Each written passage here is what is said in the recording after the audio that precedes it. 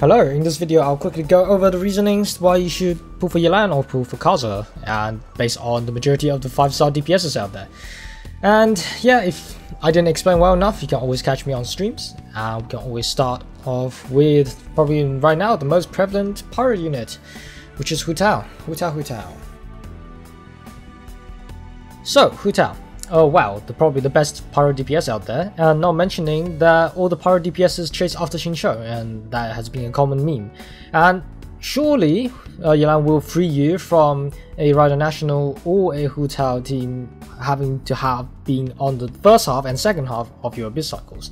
This pretty much fixes all the scenarios where you need to use 2 pyro DPSs or in a national team where you are required to have Xingqiu in the team. And I would strongly recommend anyone that doesn't have 2 Hydra units and that is specifically playing Rider National and playing Hu Tao teams that you already have these characters built. Same with Yoimiya, same with Diluc, because the same concept, and not mentioning Diluc gets so much of a buff from Yelan in this scenario. This might be the first proper DPS support that he gets ever since 1.0 after Kazuha. And not mentioning Kazuha helps him a lot as well.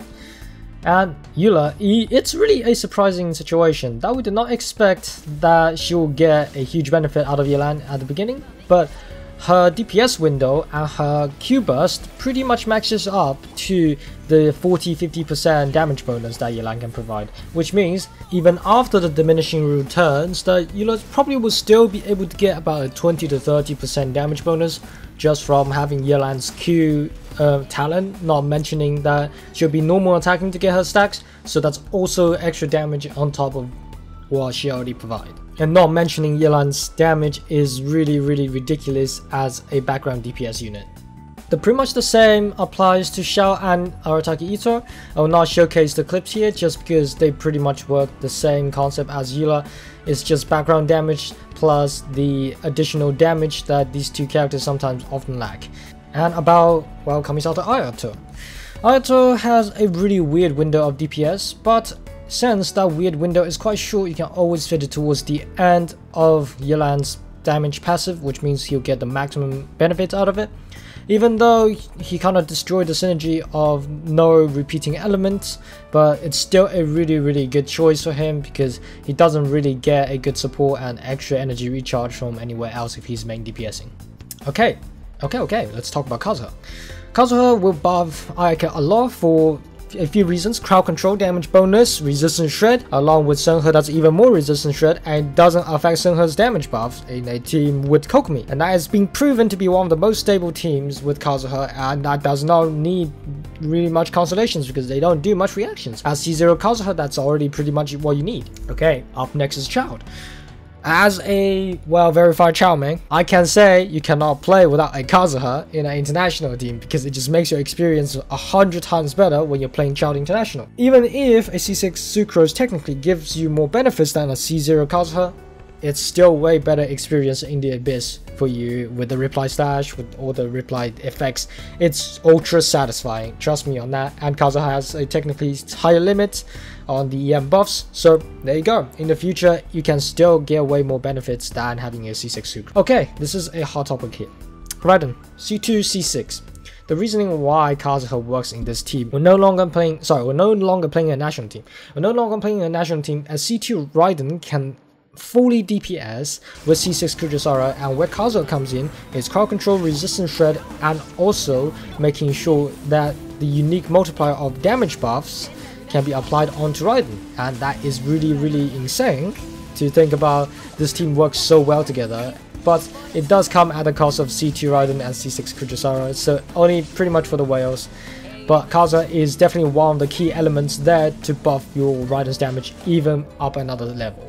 Okay, we have Yamiko. This character has always been problematic. Thank God that Kazuha can give her a little bit of that damage buff that she always needed before the new reactions come up from Dendro. And not mentioning C2 Kazuha gives her that valuable EM that her E damage goes up even further. Pretty much, that's as simple as it is, but it does come have more powers of wailing and all that. But in the end, C0 Kazuha is still a really good support for Yamiko. Okay, Ganyu. because she's being less prevalent in the perma-freeze teams, even though her perma-freeze team is still way better, but it's just way more viable for her to be in a melt team, so the environment is way better for her. And in that scenario, crowd control, once again, resistance shred, damage buffs is everything that she needs other characters cannot provide, which she has already have enough crit damage, she has enough crit rates normally speaking. Then by that point, what you need is a damage buffer like Kazuha. And not mentioning at C2 and Freedom Sworn, her damage can go up another huge tier above that. Ayato, there is a little bit issue with Ayato and Kazuha just because of there's no initial Hydro application for Ayato that is really easy for him. But as easy as it is, he just has to press Q, Kazuha can swirl, then he gets that Hydro damage bonus and that Hydro swirl that can keep him going in his E skill. Klee is the outlier here.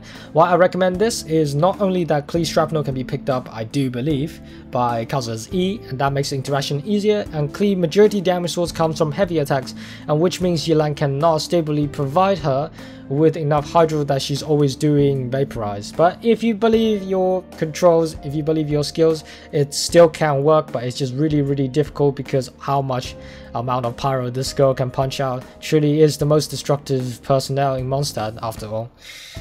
Oh well, ka-ching.